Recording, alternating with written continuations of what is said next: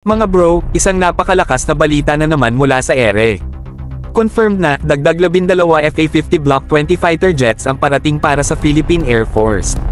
At hindi na ito chismis, pirmado na ang kontrata sa Korea Aerospace Industries, o KAI, noong June 3, 2025. Solid, di ba? Parang level up DLC para sa ating air power. Kung matatandaan ninyo mga bro, unang batch ng 12 FA-50s ay dumating back in 2014, at mula noon, naging backbone na sila ng ating fighter fleet. Ngayon, with this second batch officially ordered, naka 24 na tayo total. Hindi lang basta dagdag sa bilang, kundi dagdag sa lakas, bilis, at precision strike capability ng PAF. Yan ang tinatawag nating air superiority in the making. Ang kontrata, mga bro, ay may halagang $700 million, hindi lang para sa jets kundi kasama na rin ang follow-up logistics support.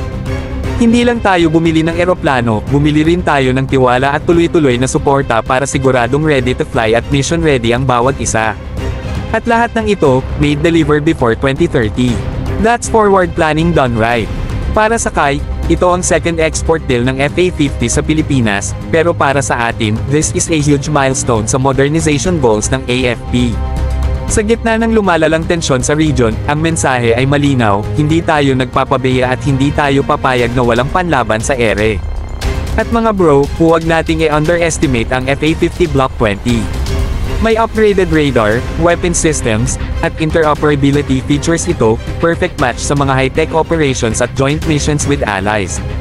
Ika nga nila, maliit pero deadly. Mabilis, versatile, at pang-mission talaga, hindi pang-display lang.